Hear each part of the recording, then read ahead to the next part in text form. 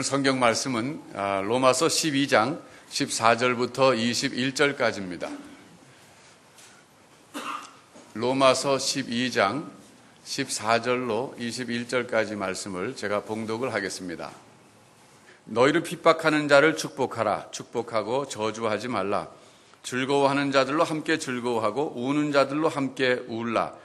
서로 마음을 같이하며 높은 데 마음을 두지 말고 도리어 낮은 데 처하며 스스로 지혜 있는 채 말라. 아무에게도 악으로 악을 갚지 말고 모든 사람 앞에서 선한 일을 도모하라.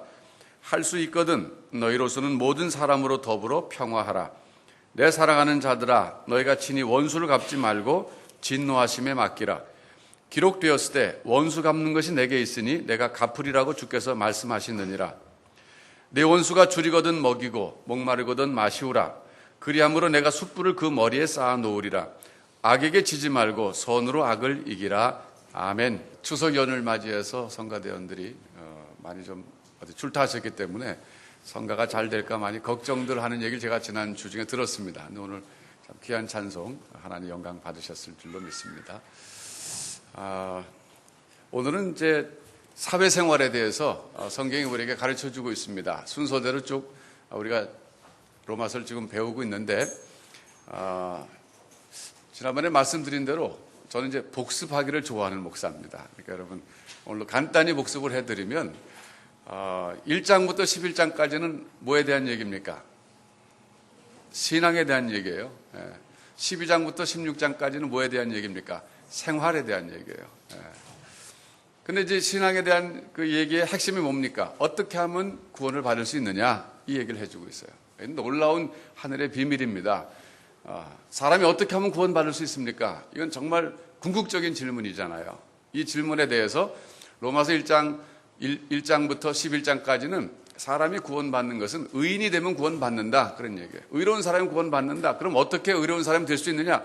믿음으로 의로운 사람이 될 수 있다. 그런 얘기예요. 율법을 지킴으로 자기가 의로운 사람이 될 수 있는 사람은 천하에 한 사람도 없다는 거예요. 믿음으로 의롭다함을 받을 수 있다. 믿음으로 의인이 될 수 있다. 그런 얘기입니다. 그러면 믿는다는 것이 무엇입니까?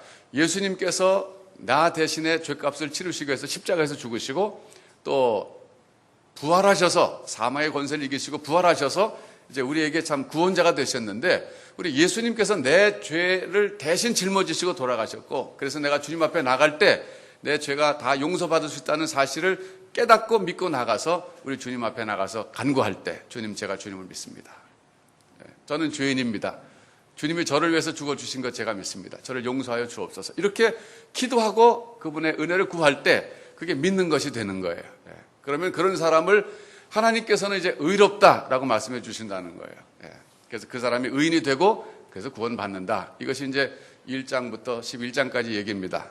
물론 이제 거기다 하나 더 덧붙인다면 믿음으로 의롭다함을 받은 다음에 그 다음에는 성령을 따라 살아야 된다 그런 얘기하는 거예요. 8장부터는 성령론입니다. 그래서 성령을 따라 살아야 된다.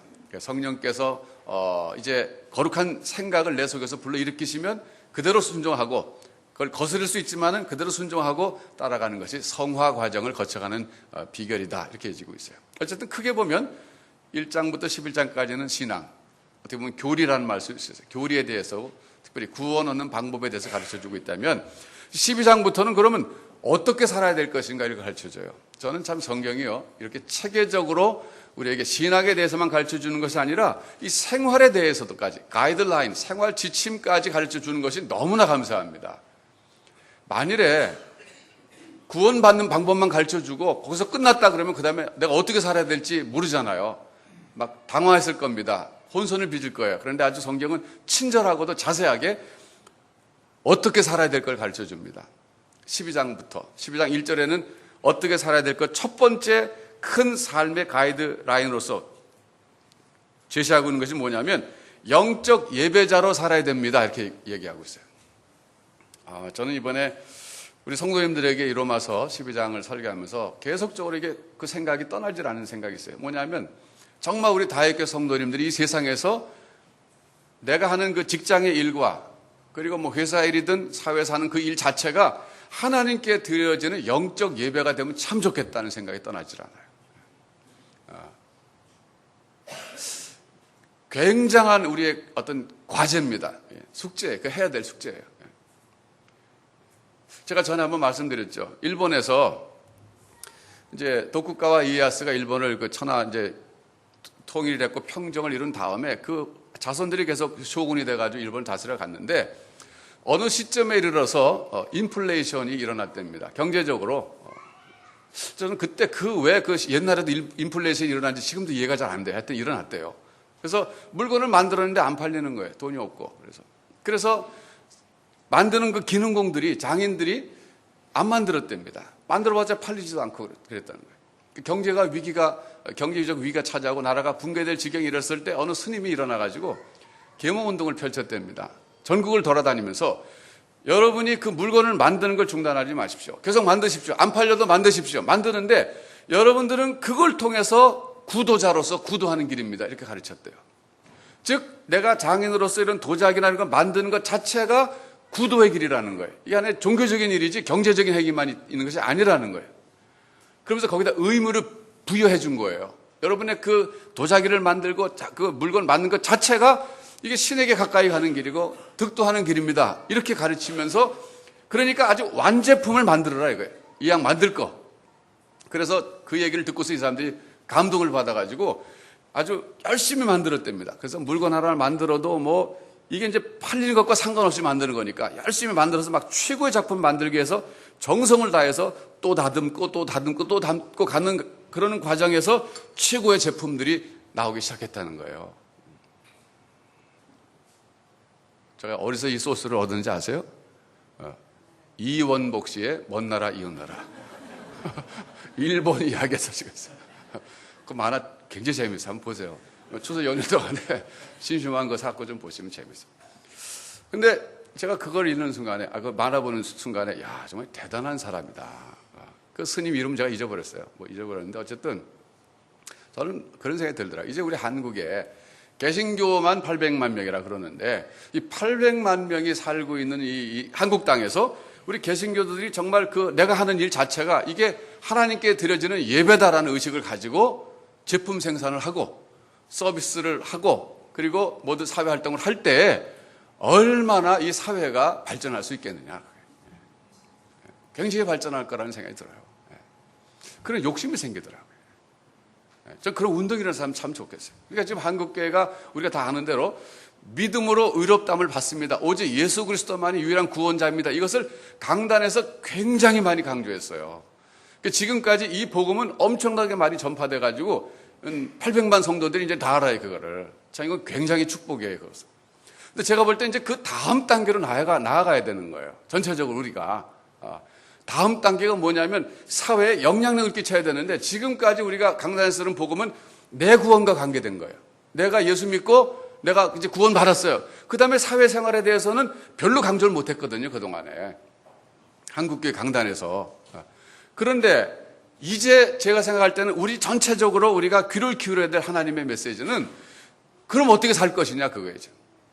믿음으로 의롭다함을 받았어요. 그러면 그것하고 내 생활하고 관계가 있어야지 거기서 단절돼가지고 믿음으로 의롭다함 받고 구원받는 건 별개 문제고 세상에서 생활하고 사업하고 물건 만드는 것은 세상 방식대로 해야 돼. 이렇게 분리가 되면 안 되지 않겠냐 그거예요. 일치하자 그거예요. 일치. 내가 믿는 대로 인생을 살아보자 그거죠. 근데 놀랍게도 성경 말씀을 로마서 12장 1절을 통해서 우리에게 가르쳐 주시는 것은 너희 몸을 하나님이 기뻐하시는 거룩한 산 제사로 드리라는 거예요. 이건 월요일부터 토요일까지의 생활 속에서의 예배를 가리키는 거예요. 우리 몸으로 하는 모든 활동 자체가 이게 결국 직장생활, 사회생활 아니겠어요? 이 자체가 하나님께 드려지는 거룩한 산 제사가 돼야 된다. 이것이 너희에 드릴 스피리추얼 월십이라는 거예요. 영적 예배다. 이거예요. 영적 예배. 우리가 주일날 드리는 하나의 의식적 예배, 의식으로서의 예배라면 세상에서 드리는 나의 이 삶 자체가, 인생 자체가 예배가 돼야 된다는 거예요. 저는 이번에 이 말씀을 벌써 제가 몇 주 전에 했는데도 이게 식지가 않아요, 제 속에서. 하나님. 정말 이렇게 되면 좋겠다. 우리 성도들부터 이 다액교회가 조그만 교회지만은 이 다액교회 소속된 우리 성도들 여러분들부터라도 세상에서 한번 그렇게 살도록 방향 전환을 해보자는 거예요. 우리가 한번. 그러면 제가 생각할 때 여러분 그 분야에서 성공하실 거라고 저는 생각 들어요. 그렇지 않겠어요? 하나님께 드려지는 예배로서의 제품 생산하고 하나님께 드리는 제물로서 내가 바쳐야 되겠다는 생각 갖고 이런 제품 만들면 막 최고의 걸작품이 나오지 않겠습니까? 그런 작품이 나오면 그게 왜 안 팔리겠어요? 되죠. 여러분 한번 해보십시오. 그렇게 한번 해보세요. 하나님께 결심하고 기도하고, 하나님, 제가 세상에서 내가 하는 그 일 자체, 아니 일 정도가 아니라 내 인생 자체가 하나님께 바쳐주는 예배가 되도록 한번 해보겠습니다. 그런데 구체적으로 내가 어떻게 내 상황에서 해야 될지 모르니까 하나님 좀 깨닫게 해주옵소서. 기도하시면서 내게 좀 지혜를 주십시오. 어떻게 해야 될지 좀 가르쳐 주십시오. 이렇게 한번 도전해 보세요, 여러분. 그럼 나 같은 사람 그거 못해 그러지 마시고 한번 해보시라고. 거기서부터 여러분의 인생에 새로운 전환점이 열릴 수도 있어요.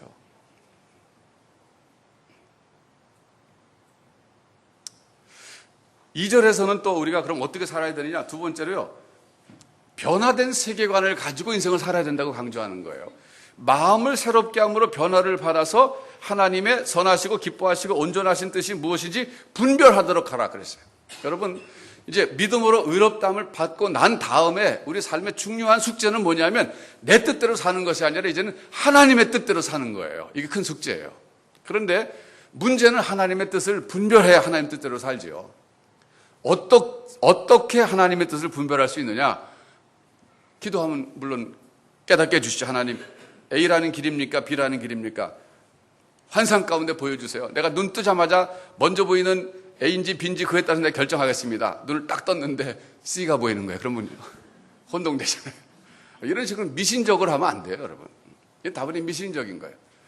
그러니까 제가 거듭 강조하지만 하나님 우리를 생각하는 존재로 만드셨다는 거예요.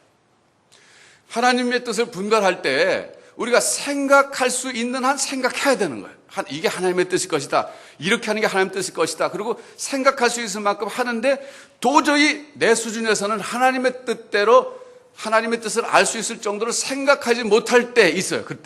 그때는 하나님이 환상을 보여주시는 거예요. 예를 들면 그게 마케도니아인의 환상이에요. 바울 사도 제2차 선교여행 때 에베소로 갈 생각을 했는데 하나님 자꾸 방향 틀으시는 거예요. 왜?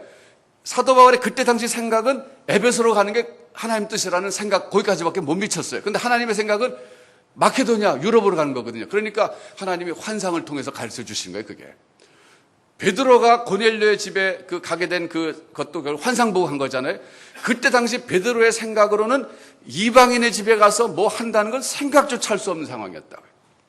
근데 우리 주님께서는 땅끝까지 가라 그러셨잖아요. 복음 들고. 근데 땅끝은커녕 이방인의 집에 가까운 동네도 안 갈 정도가 이 생각이 제한된 게 이 베드로라고. 답답한 사람이에요, 아주.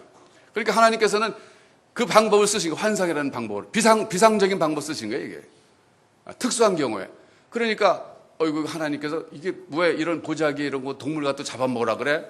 그때 고넬료 집에서 보낸 사람들이 와서 우리 집에 가십시오 그랬더니 하나님이 고넬료 집 이방 집에 가라고 그 환상 보내셨구나, 보여주셨구나. 그러고 간 거예요. 만일에 환상을 안 보여주셨다면 고넬료 집 사람들이 와서 가자 그래도 안 갈 사람이 베드로입니다.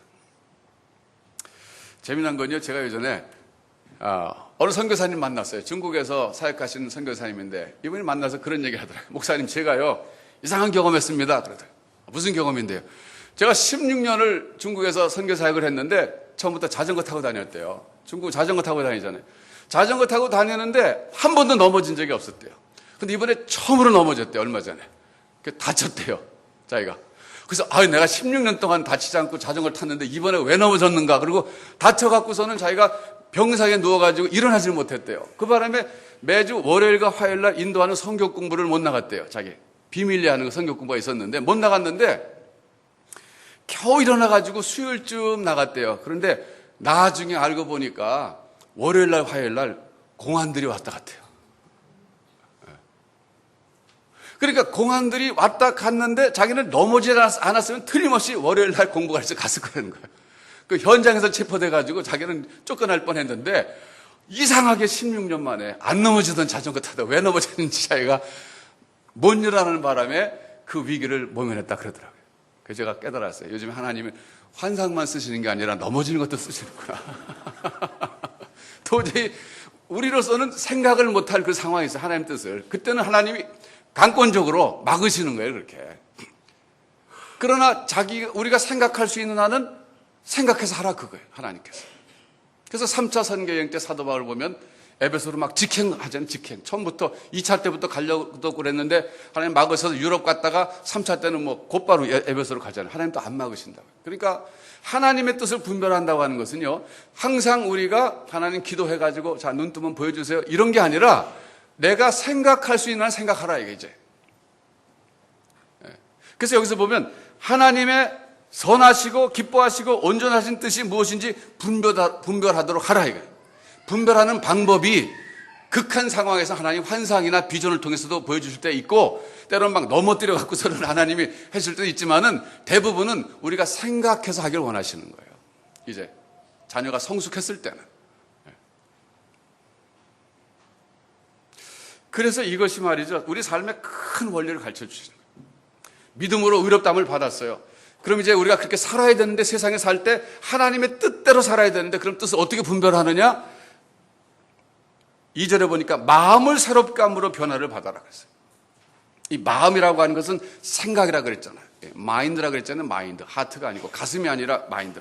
생각이 새로워짐으로 변화를 받아라. 이건 생각의 변화니까 세계관의 변화란 말이에요.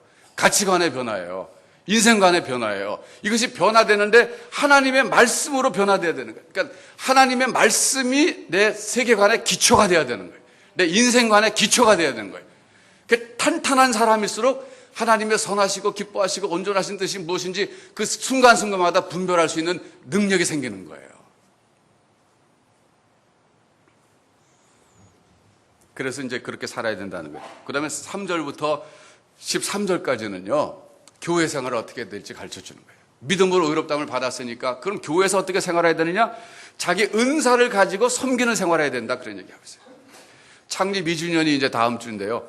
여러분, 이제 앞으로는 우리가 이제 초창기니까 뭐 봉사할 기회가 별로 없었지만 앞으로는 봉사할 사역을 많이 우리가 만들어 가려고 그럽니다. 근데 제가 미리 부탁드리는 것은 여러분의 은사를 가지고 우리 다윗교회에서 섬기는 그런 교회 생활을 해 주시기를 부탁드립니다.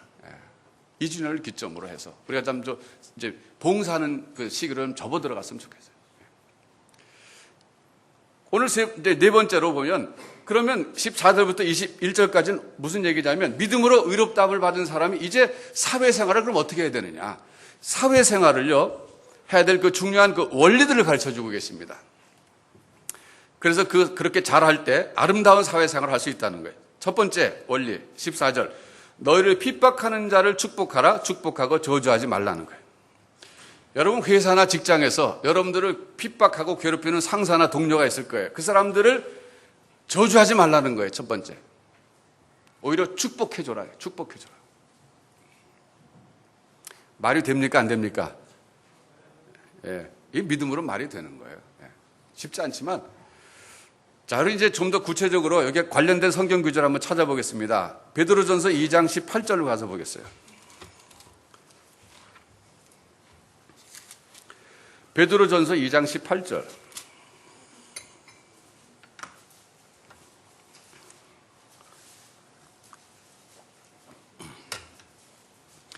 이 장 18절 이하를 제가 좀 읽을게요. 사환들아, 범사에 두려워함으로 주인들에게 순복하되 선하고 관용하는 자들에게만 아니라 또한 까다로운 자들에게도 그리하라.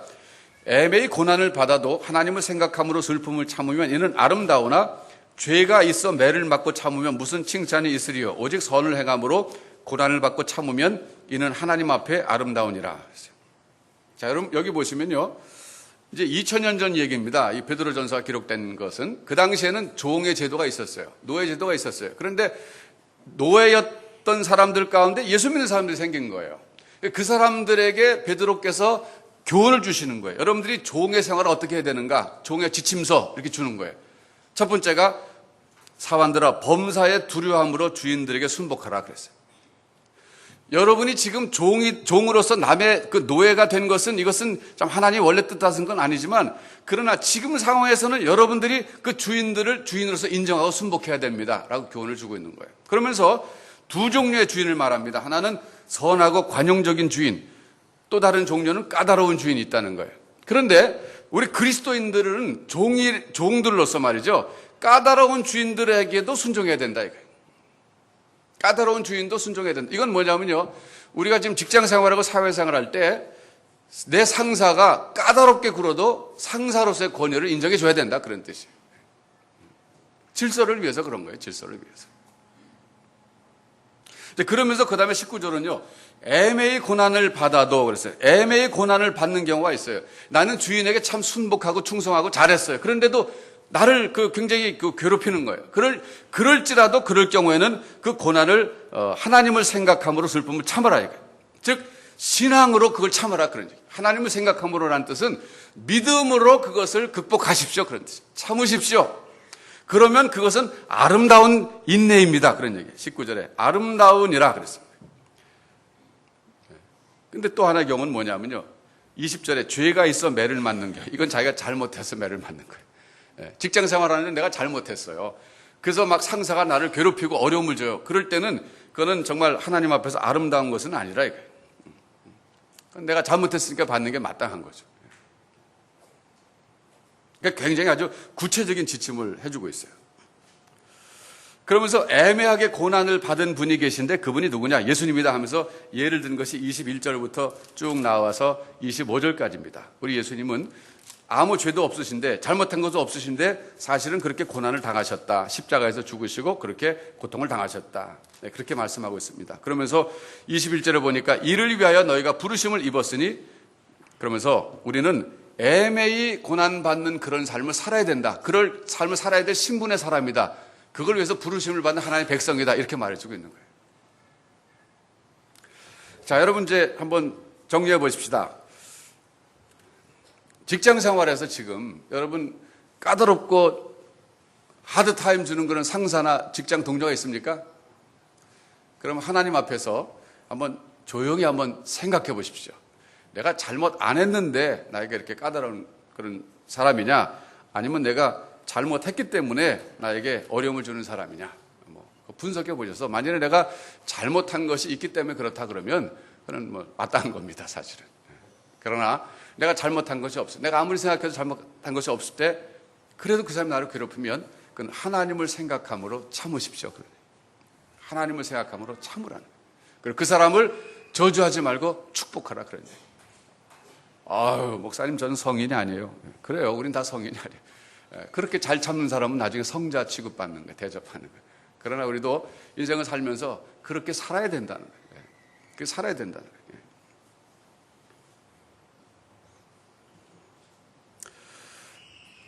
본래 까다로운 사람들이 있어요. 본래 까다로운 사람들이 있어요. 그렇지만 어쨌든 우리 여기서는 말하기를 까다로운 주인을 할지라도 순복하라 그랬으니까 까다롭게 구는 내 또 직장 상사나 동료에 대해서도 일단은 권위를 인정해 주라 그래요. 제가 직장 생활을 안 하기 때문에 참 여러분에게 더 이상 드릴 말씀이 없습니다. 뭐 경험이 있어야지 제가. 그래서 제가 참 죄송하게 생각해요. 저도 그런 현장에 있으면서 하면은 훨씬 더 좀 실감이 날 텐데 제가 그렇게 여러분 까다로운 직장 상사에게도 순종하고 참으십시오 그러면은 당신은 너는 그러면 제가 할 말이 없는 거예요. 그러나 여러분 어쨌든 하나님께서 이 말씀을 통해서 우리에게 이 교훈 삶의 원리를 주시는 거거든요. 한번 믿음으로 이렇게 해보십시오. 실천해 보십시오. 그때 하나님이 함께 하십니다. 두 번째는요, 다시 로마서 12장으로 돌아가서 볼 때 사회생활을 우리가 어떻게 해야 되느냐. 15절에 즐거워하는 자들로 함께 즐거워하고 우는 자들로 함께 울라 그랬어요. 이건 굉장히 중요한 교훈이에요. 저는 어느 때인가 목회자로서 이 말씀을 깊이 있게 깨달았던 때가 있어요. 목회가 무엇인가 했을 때 목회라는 것은 성도들이 즐거운 일을 만났을 때는 같이 가서 내가 즐거워해 주는 것이고 성도들이 슬픈 일을 만났을 때는 내가 같이 가서 슬퍼해 주는 것이구나. 그래서 기쁜 일을 만난 사람에 가서 기뻐해 주고 슬픈 일을 만난 성도에게 가서 슬퍼해 주는 거구나. 이걸 깨달았어요. 얼마나 제겐 큰 깨달음인지 몰라요. 그래서 제가 그때부터 노력을 했습니다. 특별히 슬픈 일을 만났을 때 제가 찾아가서 위로해 주는 것, 특별히 장례라든지 상을 당했을 땐 더 그래요. 그래서 특별히 아무리 바쁘다 할지라도 장례 같은 경우에는 정말 끝까지 마지막까지 같이 있어 주려고 제가 노력을 하는 그런 걸 제가 배웠습니다. 근데 여러분 이것이 여러분에게도 회사 생활할 때, 사회 생활할 때 아주 중요한 저는 원리가 될 수 있다고 저는 봐요. 제가 이제 미국에서 목회할 때 거기 이제 어떤 걸 했었냐면 한국일보가 미국에서는 제일 아주 독자가 많은 신문이에요. 근데 한국일보를 교회에서 늘 보니까 신문에 이렇게 기사가 나는데 한인 가정에서 아이가 무슨 대통령상을 받았다, 무슨 큰 대회 나가 수상했다, 그 신문에 나잖아요. 그러면 교회에서 우리 교인들 가운데 그 사역팀이 있었어요. 편지를 쓰는 거예요. 신문을 봤는데 당신 가정의 아이가 이렇게 이번에 좋은 상을 받았대서 너무 축하하고 싶어서 우리가 여러분 이 카드를 보냅니다. 축하드립니다. 그걸 보내고, 또 신문에 보면 화재로 집을 잃었다든지 어려운 일을 당한 그런 교포가 있어요. 그러면 또 이제 편지 써서 참 신문을 봤는데 이렇게 고통당했다는 소식 듣고 우리가 같이 아파합니다. 이렇게 해외 나가가지고 같이 고생하는데 뜻밖의 불의의 사고 때문에 얼마나 상심이 크겠습니까? 우리 교회가 당신들을 위해서 기도하겠습니다. 힘을 내십시오. 이렇게 보내고 그랬어요. 작은 거였지만은 그걸 통해서 많은 사람들이 위로받았다는 뒷얘기를 제가 들었습니다. 여러분 직장에서도 한번 그렇게 한번 해보십시오. 사실 우리 예수 믿는 사람들이 직장에서 이 인간관계가 참 좋아야 되는데 우리는 아주 여러 가지 면에서 유리하기도 하면서 불리하기도 한 거예요. 왜냐하면 술자석 같은 데 가서 마음대로 그분들하고 같이 어울리지 못하니까 인간관계가 어려울 수도 있잖아요. 그런데 또 교회 생활에 또 바쁘다 보니까 같이 어울릴 시간이 또 줄어들 수 있는 것이고, 그런데 제가 생각할 때는 교회 생활을 조금 시간을 줄이시더라도 그 사회 직장에서 말이죠, 그 기쁜 일을 만났을 때 같이 가서 정말 기뻐해주고 슬픈 일을 만났을 때 가서 정말 슬퍼해주는 이런 일에 힘을 쓰셔야 된다고 저는 생각합니다. 여러분 오해하지 마십시오. 저는 우리 성도들이 월요일부터 토요일까지 교회 나오는 거 원치 않습니다. 열심히 직장에서 성공하셔야죠. 그래야 거기서 빛과 소금 역할을 감당하실 거 아니에요. 빛과 소금들이 전부 교회에만 들어와 있으면 그러면 세상에 빛과 소금이 없어지잖아요. 그러니까 여러분 월요일부터 토요일까지는 세상에서 정말 잘하셔야 돼요. 정말 잘하시길 저는 바라요. 그래서 제가 우리 교회도 가급적 집회나 이런 걸 많이 시작하지 않는 이유도 너무 제가 여기 와서 보니까 바쁘시더라고요. 바쁜데 교회에서 계속 그런 걸 한다 그러면 소위 공적인 예배죠 말하죠. 그러면 너무 여러 가지로 시간이 너무 바쁘시겠다 해서 가급적 조심스럽게 하나씩 이렇게 절제하면서 하고 있는데, 여러분들께서는 직장에서 동료들에게 좋은 이웃이 되고 좋은 동료가 되셔야 됩니다. 그래야 우리가 본이 되잖아요. 또 전도할 수 있는 기회도 그때 생기는 거고, 그래야 또 승진도 하는 거 아니에요. 승진해야 다니엘처럼 에스더처럼 더 영향력 있는 삶을 살 수 있지 않겠습니까?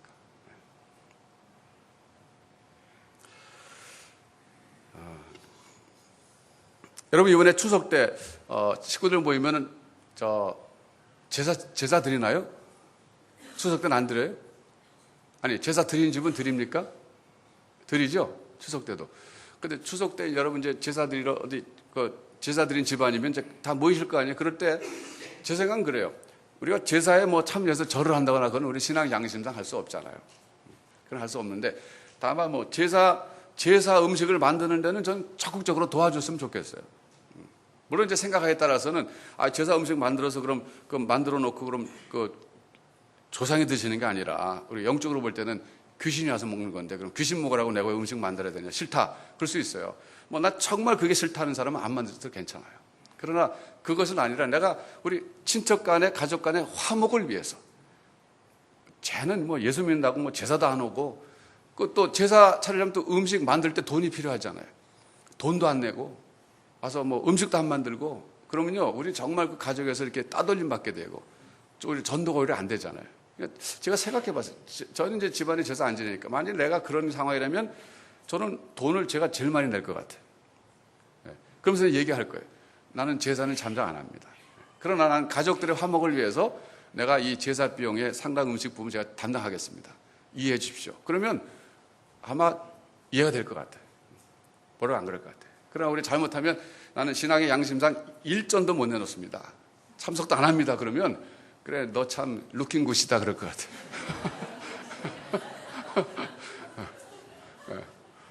제가 말이죠 택시 타고 가다가 보면 제가 목사라는 거 알면은 흥분하면서 얘기하는 사람 많아요. 우리 형수가 있는데요. 그러면서 어느 게 권사인데요. 돈을 형제들 돈 다 맡겨놨더니요. 다 어딜 값을 없고요. 제사날 나타나지도 않고요. 이러면서 막 하는데 물론 이제 양쪽 말 들어봐야 알겠지만은 어쨌든 간에 굉장히 제가 좀 그래 저것도 참 들어둘 말이다. 우리가 덕을 위해서 뭔가 가족의 화목을 위해서 기독교인으로서 신앙적으로는 내가 절을 할 수 없지만 나머지는 좀 더 적극적으로 해갖고 화목을 위해서 이렇게 덕을 쌓기 위해서 할 수 있지 않겠는가. 제가 그런 생각을 해봤어요. 네. 어쨌든 여러분 친족 관계에서도 그렇고 직장에서도 그렇고 함께 기뻐하고 함께 울라. 이 큰 원리. 한번 잘 적용을 해보십시오. 그다음에 세 번째, 오늘 세 번째까지 하겠는데요. 16절부터 나머지 21절까지는 이제 여러 가지 말이 많이 나왔는데요. 원수를 직접 갚지 말고 하나님께 맡겨라 이런 얘기. 그러니까 나를 핍박하고 어렵게 하는 사람에게 즉각 내가 직접 복수하지 말고 보복하지 말고 하나님께 맡겨라. 자, 여러분 원수는요 가까이에 있는 사람입니다. 멀리 있는 사람은 원수가 될 가능성이 없어요.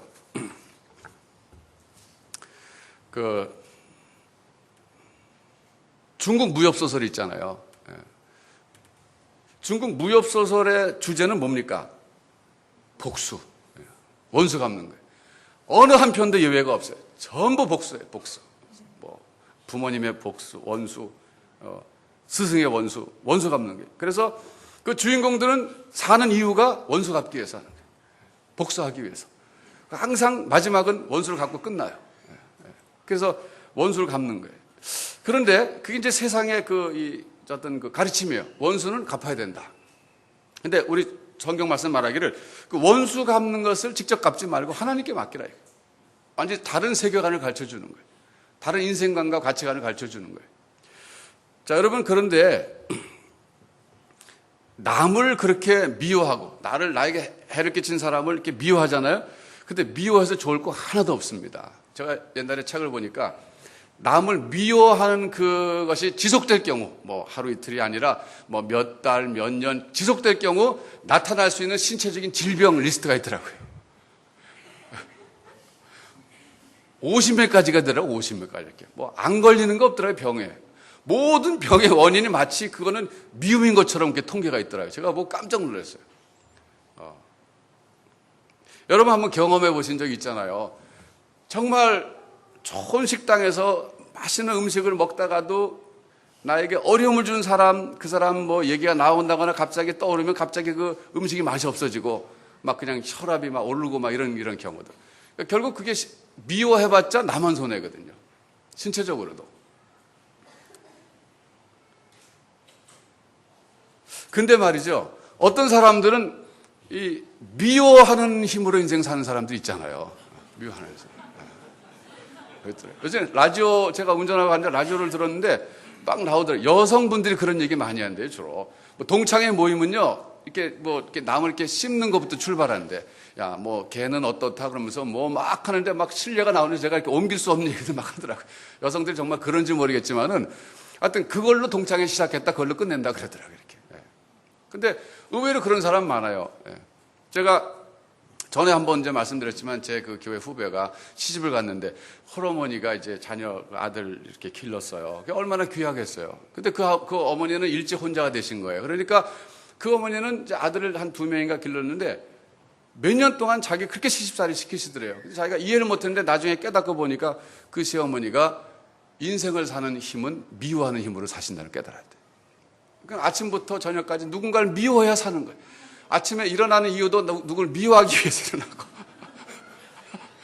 미워하는 힘으로 산대. 미워하는 힘으로. 근데 가만히 생각해보면요, 미워하는 게 굉장한 에너지를 주거든요. 미워하려면 막 힘이 있어야 되는데 누구만 생각하면 막 힘이 나는 거야, 이렇게. 그런데 하나님은 우리에게 주시는 말씀이 그 원수 갚는 그것은 내게 맡겨라. 미워하는 힘으로 인생을 살지 말아라, 그런 얘기. 근데 사실은 이제 원수를 사랑하라, 원수를 갚지 말아라는 것은 우리에게 너무 힘들어요. 굉장히 힘들어요. 그럼 어떻게 해야 되느냐? 하나님의 대안이 뭐냐? 대안은요, 성경에 보니까 대안이 있더라고요.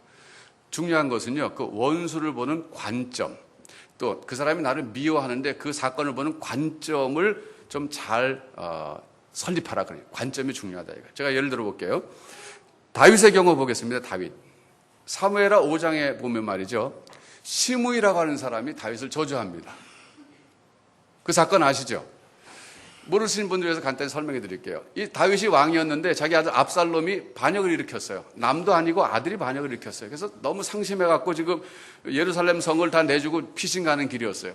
근데 시므이라고 하는 사람이 있는데 이 사람 누구냐면 사울 지파 사람이에요. 그러니까 사울은 다윗 이전의 왕이잖아요. 그러니까 사울 지파 사람들은 왕위를 다윗 집안에 뺏겼다는 것 때문에 굉장히 시기심이 많았다고요. 그런데 이 시므이가 대표적인 사람이었어요. 근데 다윗이 자기 아들이 일으킨 반란 때문에 도망간다는 소식 듣고 나온 거예요. 마침 자기 동네를 지나가니까 나와가지고서는 다윗을 저주한 거예요. 겁도 없이. 저주했다고요. 이 망해라 말이죠. 사울 집안 망해가야 되는 너 잘 쫓겨났다 그래서 막 심하게 저주한 거예요. 그러니까 이 다윗의 주변에 있었던 그 이 싸움 잘하는 용사들이 있었거든요.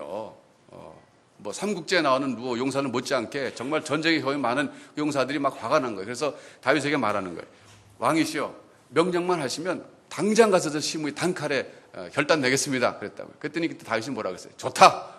지금 기분도 그렇지 않은데 내가 지금 쫓겨가는 마당에 아니 나를 지금 우습게 봐도 그럴 수 있는가? 가서 저 시므이뿐만 아니라 집안 완전 아주 혼내줘라 이렇게 말할 수 있는데 다윗이 그렇게 말하지 않았어요.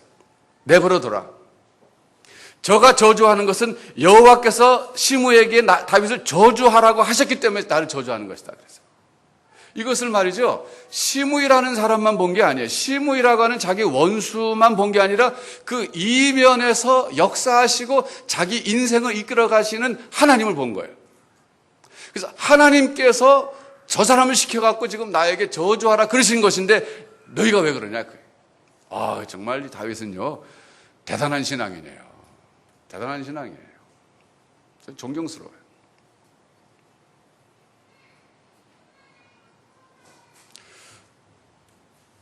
그걸 어떻게 그럼 다윗이 이렇게 이런 관점을 갖는 것이 가능했냐면요.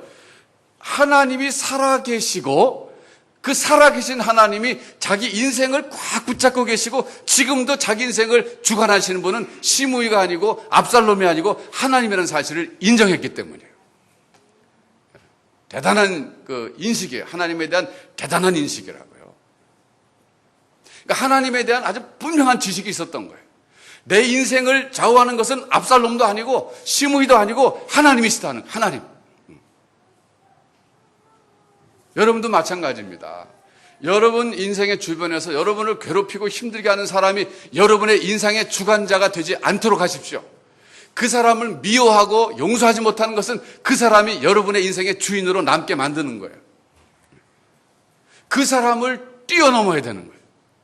그 사람을 뛰어넘어서 내 인생을 쥐고 계신 분은 하나님이시지 저 사람이 아니다. 그런 인식을 우리가 가져야 돼. 그래야 그걸 극복할 수 있어요. 또 다른 인물을 제가 소개해 드릴게요. 요셉이라고 하는 분입니다. 창세기 45장이잖아요. 우리 같이 한번 찾아보겠습니다. 창세기 45장 5절.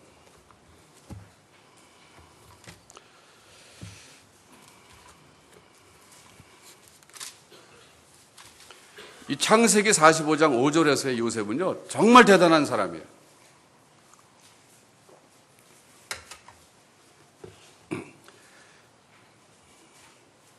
5절에 보면 이런 말씀이 있어요. 당신들이 나를 이곳에 팔았으므로 근심하지 마소서, 한탄하지 마소서. 하나님이 생명을 구원하시려고 나를 당신들 앞서 보내셨나이다. 그랬어요.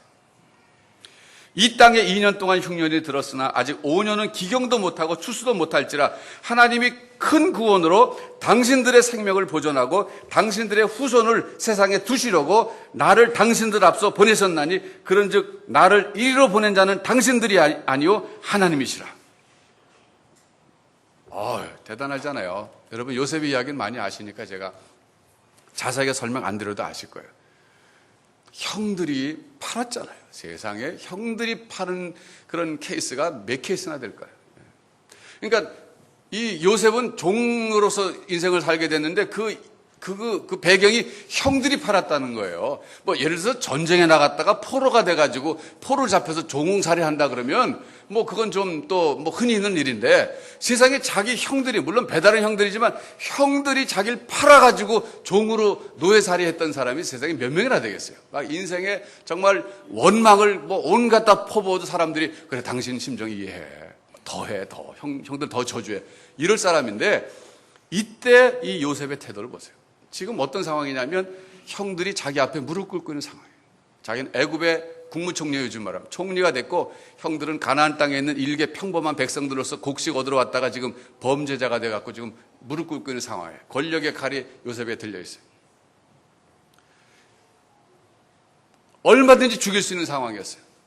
형들은 자기들이 판 요셉이 총리가 돼서 눈앞에 떡 서 있는 거 보고서는 아이고 이제 죽었구나 그러고 있는 상황이에요. 그런 상황에서 요셉이 한 말이 바로 지금 이 말씀이에요. 나를 이리로 보낸 사람은 형들이 아니라 하나님이십니다.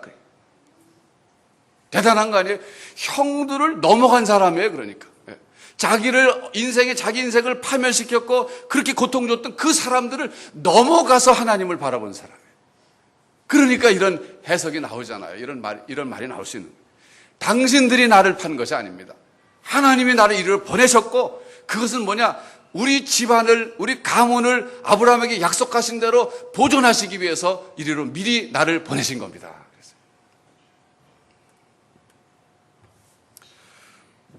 정말 이 요셉은 대단한 분이에요. 근데 저는 이런 생각도 들더라고요. 정말 이분이 대단하다는 그 생각이 더 드는 이유는, 저 같으면요, 죽이진 않지만 좀 매는 때렸을 것 같아요. 너무 기분 나빠갖고. 죽일 필요는 없잖아요. 죽이면 좀 너무 심하니까, 그래, 형들이 나를, 팔 수 있어, 그래? 아무리 그래도. 형, 얘기 좀, 루벤 형, 말 좀 해봐. 유다 형, 당신 뭐, 말 잘하는데 말 좀 해보라고. 17살 때 팔았거든요. 17살 때 팔아가지고, 30살 때 총리가 됐으니까 13년 동안이 얼마나 눈물의 세월이었겠어요. 13년에다가 지금은 총리가 돼갖고 한 2, 3년 지날 때니까 지금 따지면 15년 정도 돼서 이렇게 만난 거란 말이에요. 그럼 저 같으면, 형들 좀 맞아라. 1년에 한 대씩 치자. 15대. 15대만 맞자. 이렇게. 뭐 그랬을 것 같아요. 그리고 용서해 줄게. 그럴 텐데. 요셉은 전혀 그런 게 없어요. 그러니까 우리가 요셉에게서 배워야 될 것, 또 다윗에게서 배워야 될 것은요, 원수에게 시선이 고정되어 있는 게 아니라 원수를 넘어서 자기 인생을 지고 계시는 하나님에게 초점 맞춘 거예요. 이것을 우리가 배워야 되는 거예요, 지금.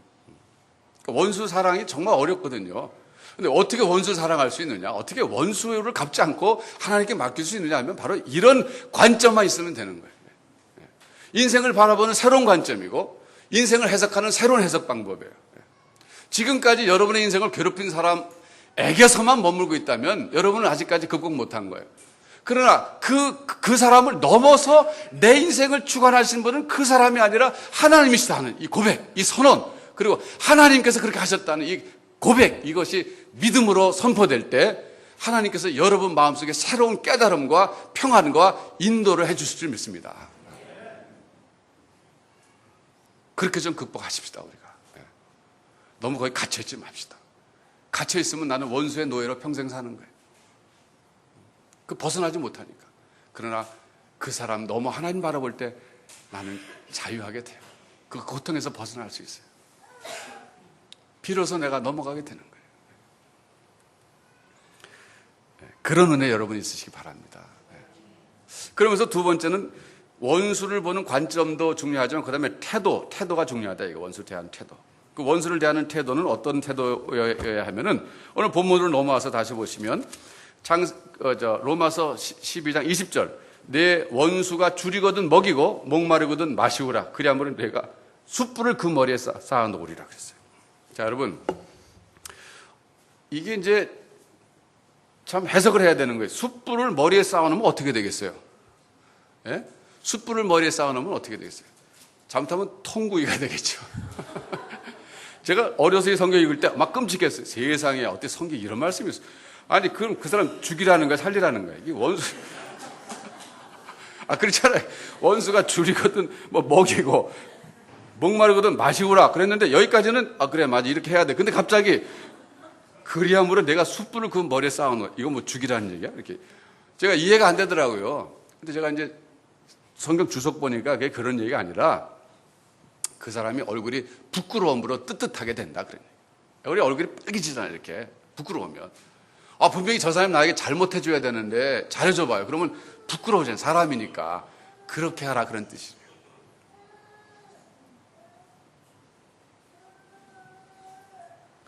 여러분 옛날 이제 이런 원리를 가지고 우리가 원수를 대해야 되는데 그 원수를 대할 때 그 동기 자체가 아주 순수해야 된다는 거예요.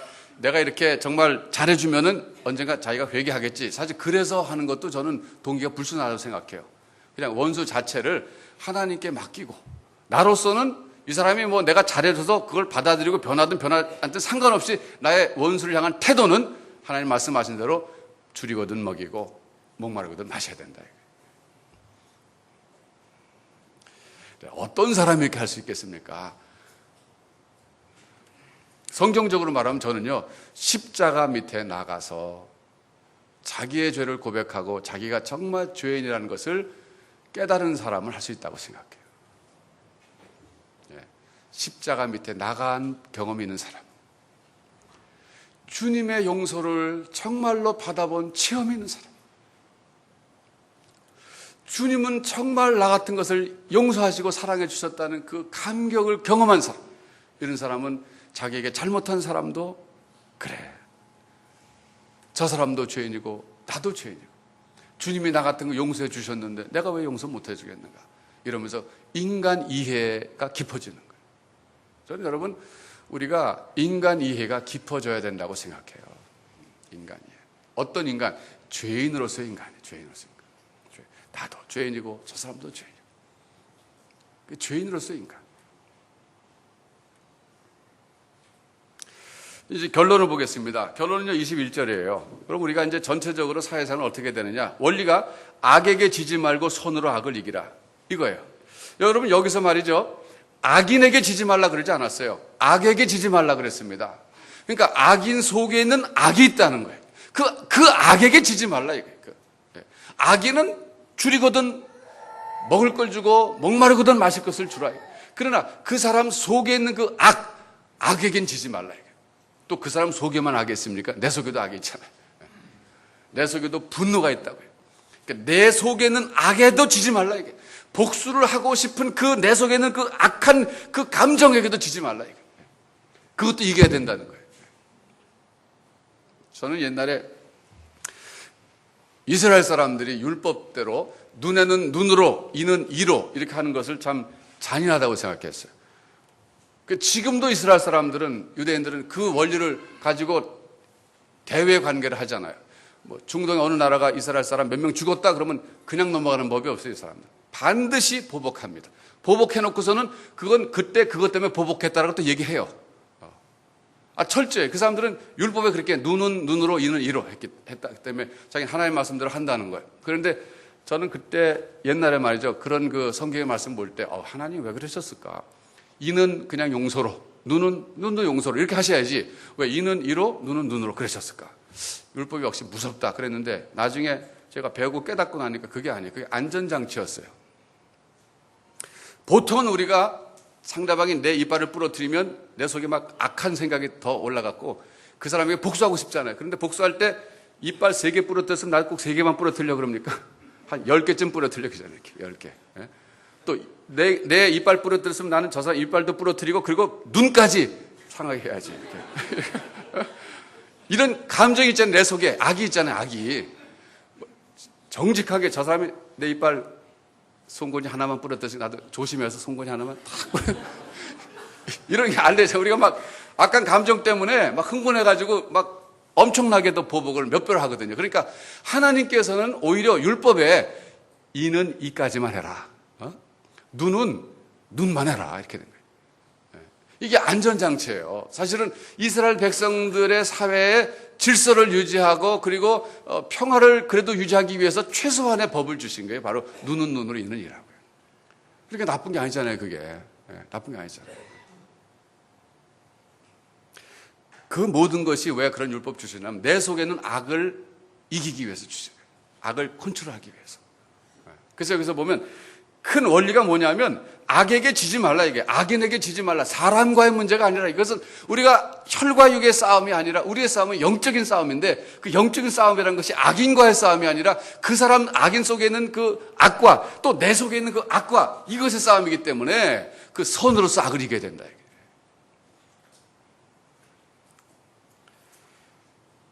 자, 여러분, 오늘 이 귀한 말씀을 하나님 우리에게 주셨는데 한번 실천해 보십시오.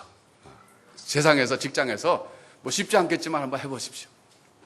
그러면 하나님께서 새로운 방법으로 이렇게 말씀을 적용할 때 특별히 함께 하십니다. 특별히 함께 하셔서 놀랍게 인간관계가 새로워지고 회복될 수 있어요. 저는 우리 다윗교회 모든 성도님들이 여러분 회사나 생업의 현장에서 관계의 어떤 이 복의 근원이 되시기 바랍니다. 화평케 하는 역할, 여러분 중심으로 모든 인간관계가 화목하게 돌아가는 이런 사람들이 되시기 바라요. 그러면 그것 자체가 선한 영향력이 아니겠습니까? 그럴 때 회사에서 여러분들을 더 중용하는 거죠. 한 가지만 더 말씀드리고 마칠게요. 이제 추석이라 이제 다 가족들 만나러 가시는데 제가 뉴스를 보니까 이런 용어를 쓰더군요. 명절 이혼이라는 말 쓰더라고요. 명절 이혼.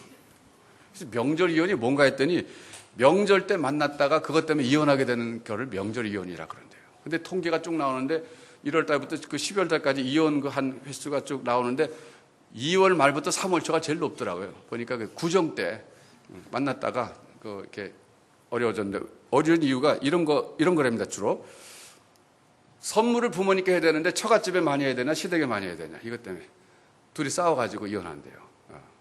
그러니까 여러분 다 많이 하세요. 이렇게 양쪽 다 많이 하시고, 그 다음에 또 처갓집 식구들과 만났는데 그 처갓집 식구들이 자기 집을 계속 흉봤다는 거예요. 이렇게 당신의 집안은 어떻고 막 이래갖고 그것도 이혼 사유가 된대요. 법원에서 이혼 사유로 받아들여준대요. 그것도 그 법이 있더라고요. 이렇게.